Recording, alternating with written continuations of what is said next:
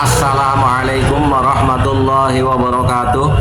Saudara-saudaraku sebangsa dan setanah air, Hanif Al-Atos sekali mulutnya kalau ngomong sebentar, cuma berantakannya bikin semakin rungkat. Para Habib Dabolawi menampakkan kebahlulannya, apa yang diucapkan menunjukkan dia nggak paham tentang persoalan yang lagi dihadapi. Padahal Hanif Al-Atos mulutnya itu salah satu orang yang diandalkan oleh Robitoh Alawiyah untuk ngadepin kenyataan rungkatnya nasab klan Ba'alawi yang dibongkar oleh Kiai Haji Imaduddin Usman. Dan ini nanti beberapa cuplikan dari statement dia yang sangat memalukan.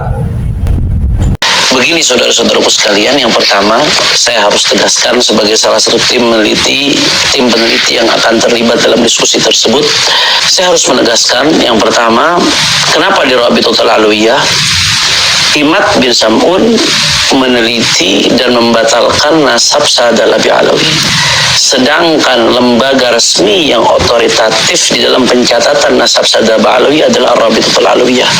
Sehingga Rabitatul Alawiyah adalah lembaga dan tempat yang relevan terkait objek penelitian Imad. Harusnya kalau dia neliti nasab Alawi, ya datang dong ke lembaga pencatatan nasab Sahadat Alawi. Nah, inilah tempat diskusinya, inilah tempat yang otoritatif, inilah tempat yang relevan. Sehingga tempat ini sudah sangat tepat. Selama ini saudara Imad bin Sam'un kemana-mana keliling, berbicara di berbagai tempat dengan nada yang provokatif, yang dibungkus dengan bungkus ilmiah, tapi mengaku meneliti, bahkan sampai tahap mengambil kesimpulan membatalkan nasab Sahadat Alawi, tapi tidak datang ke lembaga pencatatan resmi nasab Sahadat Alawi yang memang dalam hal ini otoritatif, lembaga resmi. Jadi penelitian macam apa ini? Sehingga memang sudah sangat tepat kalau dialog ini, diskusi ini, Robitoh mengundang Imad bin Sam'un agar membahas masalah ini langsung di tempat yang terkait objek penelitian yang bersangkutan. Sehingga saya kira ini sudah sangat tepat dan sudah sangat relevan, sehingga tidak ada alasan untuk menolak dan mengelak. Bicara tentang otoritatif, sejauh mana Rabitoh Alawiyah memiliki otoritas. Kalau dia mencatat sebagai anaknya Alwi bin Ubaid, silahkan. Tapi ketika dia mengklaim bahwa Ubaid adalah min Sadatil Ashraf, maka seluruh masyarakat Indonesia, seluruh masyarakat Islam berhak mempertanyakan tentang klaim tersebut. Dan berbicara otoritatif, siapa yang memberikan Rabitoh Alawiyah punya hak otoritas untuk menentukan siapa keturunan baginda Rasulullah SAW? Kalau Rabitoh Alawiyah merupakan sebuah ormas atau yayasan yang berbentuk telah berbadan hukum, maka terikat dengan undang-undang, boleh diaudit dan boleh dikritik oleh siapapun, karena ini sudah bagian dari yang tak terpisahkan, sebuah lembaga yang diabsahkan oleh negara. Maka semua warga negara Indonesia memiliki hak untuk mengkritisi apa yang dikeluarkan, baik kebijakan maupun perilaku Rabitoh Alawiyah. Kalau ternyata belum mendaftarkan dan tercatat sesuai undang-undang yang ada, maka itu justru lebih tidak legal. Berkaitan dengan penelitian yang menentukan dia tempat otoritatif, tempat yang layak adalah Rabitoh Alawiyah, ini kedunguan yang dipublis, karena penelitian itu ada penelitian pustaka, ada penelitian lapangan, ada penelitian komparatif, penggabungan kedua-duanya. Dan ini tidak terikat dengan waktu dan tempat tertentu, karena Rabitoh Alawiyah mempublis sebuah produk yang mengklaim sebagai keturunan Nabi Muhammad SAW, maka siapapun dimanapun tidak perlu mendatangi Rabitoh Alawiyah untuk melakukan kajian, penelitian. terhadap produk yang dikeluarkan. Apakah itu sesuai dengan undang-undang? Apakah itu sesuai dengan kebenaran?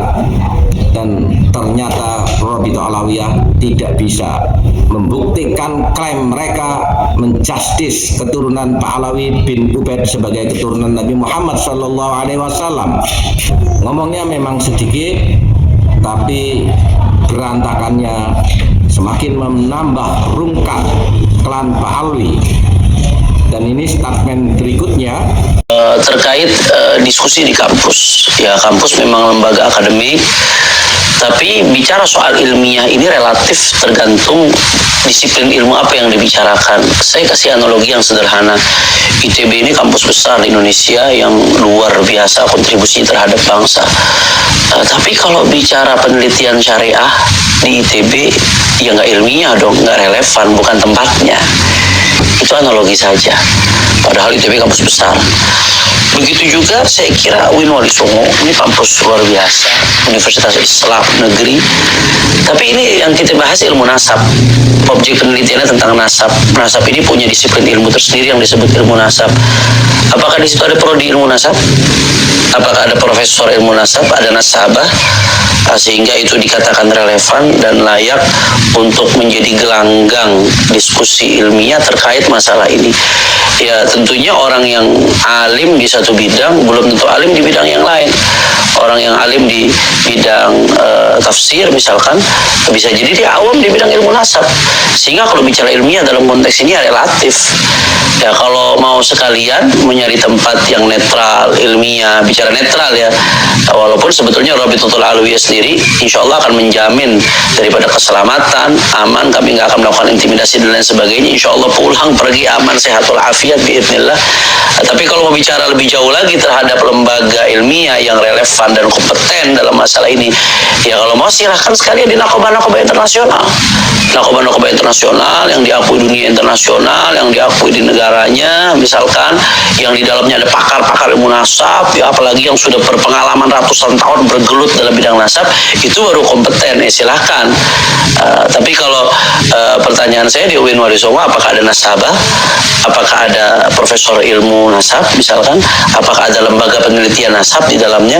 Walaupun ya dia lembaga akademik, punya kompetensi dalam bidang ilmu agama di berbagai disiplin ilmu lainnya, tapi spesifik pembahasan ini adalah bidang ilmu nasab, sehingga ilmiah itu sifatnya relatif tergantung tempat di mana diskusi ini dijalankan, harus sesuai dengan disiplin keilmuan yang sedang kita bahas ini. Dengan statement itu bisa dilihat bahwa tidak memahami dunia kampus dan tradisi keilmuan.